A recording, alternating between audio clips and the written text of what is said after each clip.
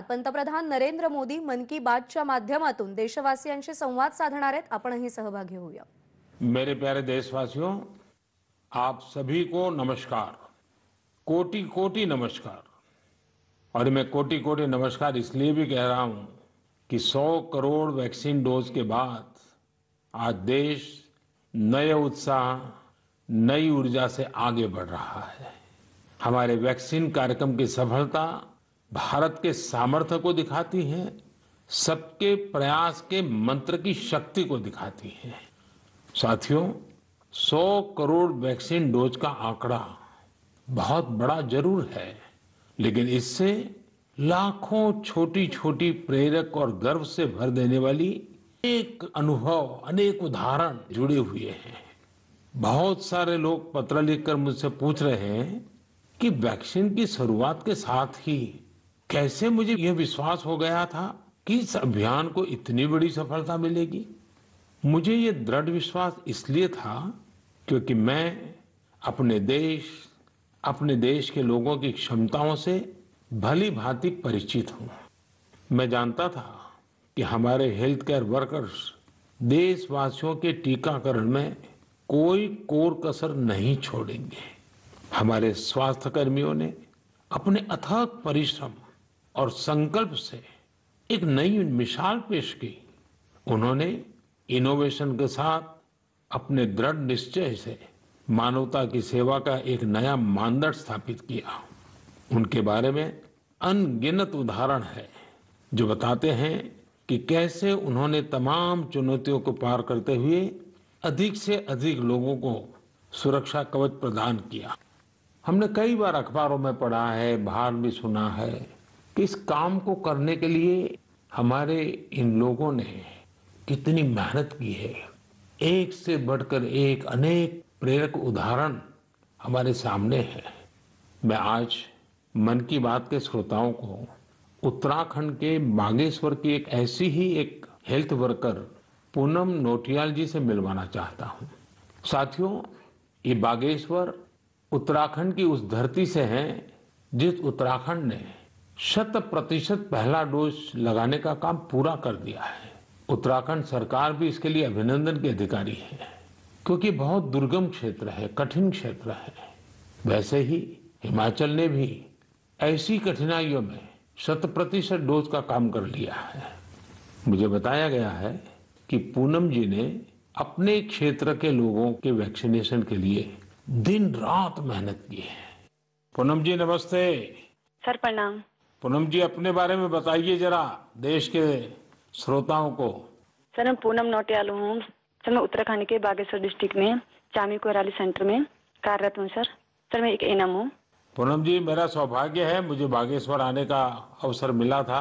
वो एक प्रकार से तीर्थ क्षेत्र रहा है, तो वहाँ पुरातन मंदिर वगैरह भी मैं बहुत प्रभावित हुआ था कि उस सदियों पहले कैसे लोगों ने काम किया होगा। हाँ जी सर। पूनम जी, क्या आपने अपने क्षेत्र के सभी लोगों का वैक्सीनेशन करवा लिया है? हाँ जी सर, सभी लोगों का हो चुका है। आपको किसी प्रकार की दिक्कत का भी सामना करना पड़ा क्या? हाँ जी सर। सर हम लोग जैसे बारिश होती थी वहाँ पे और रोड ब्लॉक हो जाती थी सर, नदी पार करके गए हैं सर हम लोग ना। और सर घर घर गए हैं, जैसे एनएचसीवीसी के अंतर्गत हम लोग घर घर गए हैं जो लोग सेंटर में नहीं आ सकते थे, जैसे बुजुर्ग लोग और दिव्यांग लोग, गर्भवती महिलाएं, धात्री महिलाएं, ये लोग सर। लेकिन वहाँ तो पहाड़ों पर घर भी बहुत दूर दूर होते हैं जी। तो एक दिन में कितना कर पाते थे आप? सर किलोमीटर के हिसाब 10 किलोमीटर, कभी 8 किलोमीटर। खैर, ये जो तराई में रहने वाले लोग हैं उनको ये समझ नहीं आएगा कि 8-10 किलोमीटर क्या होता है। मुझे मालूम है पहाड़ के 8-10 किलोमीटर मतलब पूरा दिन चला जाता है। हाँ जी। लेकिन एक दिन में, क्योंकि ये बड़ा मेहनत का काम है और वैक्सीनेशन का सारा सामान उठा करके जाना, आपके साथ कोई सहायक रहते थे कि नहीं? हाँ जी, टीम मेंबर हम लोग 5 लोग रहते सर ना। हाँ। तो उसमें डॉक्टर हो गए, फिर एएनएम हो गई, फार्मासिस्ट हो गए, आशा हो गई और डाटा एंट्री ऑपरेटर हो गए। अच्छा, वो डाटा एंट्री वहाँ कनेक्टिविटी मिल जाती थी या फिर बागेश्वर आने के बाद करते थे? सर कहीं कहीं मिल जाती है, कहीं कहीं बागेश्वर आने के बाद करते थे हम लोग। अच्छा, मुझे बताया गया है पूनम जी कि आपने आउट ऑफ द वे जाकर लोगों का टीका लगवाया। ये क्या कल्पना आई आपके मन में, विचार कैसे आए और कैसे किया आपने? हम लोगों ने पूरी टीम ने संकल्प लिया था कि हम लोग एक भी व्यक्ति छूटना नहीं चाहिए, हमारे देश से कोरोना बीमारी दूर भागनी चाहिए। मैंने और आशा ने मिलकर प्रत्येक व्यक्ति के हम लोगों ने गांव वाइज ड्यू लिस्ट बनाई, फिर उसके हिसाब से जो लोग सेंटर में आए उनको सेंटर में लगाया, फिर हम लोग घर घर गए हैं सर। फिर उसके बाद जो लोग छूटे हुए थे, जो लोग नहीं आ पाते सेंटर में। अच्छा, लोगों को समझाना पड़ता था? हाँ जी, समझाया। हाँ जी। लोगों का उत्साह है अभी भी वैक्सीन लेने का? हाँ जी सर, हाँ जी। अब तो सर लोग समझ गए हैं। फर्स्ट में बहुत दिक्कत हुई हम लोगों को समझाना पड़ता था कि ये जो वैक्सीन है सुरक्षित है और असरदार है। हम लोग भी लगा चुके हैं, तो हम लोग तो ठीक हैं, आपके सामने हैं, और हमारे स्टाफ ने सबने लगा लिया है, तो हम लोग ठीक हैं। कहीं पर वैक्सीन लगने के बाद किसी की शिकायत आई बाद में? नहीं नहीं सर, ऐसा कुछ नहीं हुआ? जी। सबको संतोष था हाँ जी। कि ठीक हो गया? हाँ जी। चलिए, आपने बहुत बड़ा काम किया है और मैं जानता हूँ ये पूरा क्षेत्र कितना कठिन है, और पैदल चलना, पहाड़ों पे, एक पहाड़ पे जाओ, फिर नीचे उतरो, फिर दूसरे पहाड़ पे जाओ, घर भी दूर दूर, उसके बावजूद भी आपने इतना बढ़िया काम किया है। धन्यवाद सर, मेरे सौभाग्य सर, आपसे बात हुई मेरी। आप जैसे लाखों हेल्थ वर्कर्स ने, उनके परिश्रम की वजह से ही भारत 100 करोड़ वैक्सीन डोज का पड़ाव पार कर सका है। आज मैं सिर्फ आपका ही आभार व्यक्त नहीं कर रहा हूं, बल्कि हर उस भारतवासी का आभार व्यक्त कर रहा हूं जिसने सबको वैक्सीन, मुफ्त वैक्सीन अभियान को इतनी ऊंचाई दी, कामयाबी दी। आपको, आपके परिवार को मेरी बहुत बहुत शुभकामनाएं। मेरे प्यारे देशवासियों, आप जानते ही हैं कि अगले रविवार 31 अक्टूबर को सरदार पटेल जी की जन्म जयंती है। मन की बात के हर श्रोता की तरफ से और मेरी तरफ से मैं लौह पुरुष को नमन करता हूं। साथियों, 31 अक्टूबर को हम राष्ट्रीय एकता दिवस के रूप में मनाते हैं। हम सभी का दायित्व है कि हम एकता का संदेश देने वाली किसी न किसी गतिविधि से जरूर जुड़े।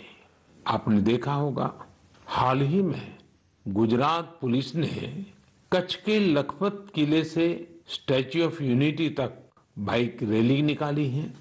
त्रिपुरा पुलिस के जवान तो एकता दिवस मनाने के लिए त्रिपुरा से स्टैच्यू ऑफ यूनिटी तक बाइक रैली कर रहे हैं, यानी पूरब से चलकर पश्चिम तक देश को जोड़ रहे हैं।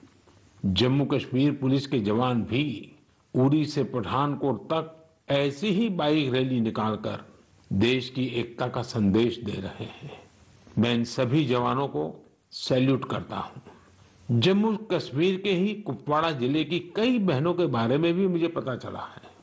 ये बहनें कश्मीर में सेना और सरकारी दफ्तरों के लिए तिरंगा सिलने का काम कर रही हैं।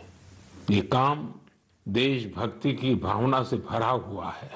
मैं इन बहनों के जज्बे की सराहना करता हूं। आपको भी भारत की एकता के लिए, भारत की श्रेष्ठता के लिए कुछ न कुछ जरूर करना चाहिए। देखिएगा, आपके मन को कितनी संतुष्टि मिलती है। साथियों, सरदार साहब कहते थे कि हम अपने एकजुट उद्यम से ही देश को नई महान ऊंचाइयों तक पहुंचा सकते हैं। अगर हम में एकता नहीं हुई तो हम खुद को नई नई विपदाओं में फंसा देंगे। यानी राष्ट्रीय एकता है तो ऊंचाई है, विकास है। हम सरदार पटेल जी के जीवन से, उनके विचारों से बहुत कुछ सीख सकते हैं। देश के सूचना और प्रसारण मंत्रालय ने भी हाल ही में सरदार साहब पर एक पिक्टोरियल बायोग्राफी भी पब्लिश की है। मैं चाहूंगा कि हमारे सभी युवा साथी इसे जरूर पढ़ें। इससे आपको दिलचस्प अंदाज में सरदार साहब के बारे में जानने का अवसर मिलेगा। प्यारे देशवासियों, जीवन निरंतर प्रगति चाहता है, विकास चाहता है, ऊंचाइयों को पार करना चाहता है। विज्ञान भले ही आगे बढ़ जाए, प्रगति की गति कितनी ही तेज हो जाए, भवन कितने ही भव्य बन जाए, लेकिन फिर भी जीवन अधूरापन अनुभव करता है। लेकिन जब इनमें गीत, संगीत, कला, नाट्य, नृत्य, साहित्य जुड़ जाता है तो इनकी आभा, इनकी जीवंतता अनेक गुना बढ़ जाती है। एक प्रकार से जीवन को सार्थक बनना है तो ये सब होना भी उतना ही जरूरी होता है। इसलिए ही कहा जाता है कि सभी विधाएं हमारे जीवन में एक कैटालिस्ट का काम करती हैं, हमारी ऊर्जा बढ़ाने का काम करती हैं। मानव मन के अंतर मन को विकसित करने में, हमारे अंतर मन की यात्रा का मार्ग बनाने में भी गीत, संगीत और विभिन्न कलाओं की बड़ी भूमिका होती है। और उनकी एक बड़ी ताकत ये होती है कि इन्हें न समय बांध सकता है, न सीमा बांध सकती है और न ही मत मतांतर बांध सकता है। अमृत महोत्सव में भी अपनी कला, संस्कृति, गीत, संगीत के रंग अवश्य भरने चाहिए।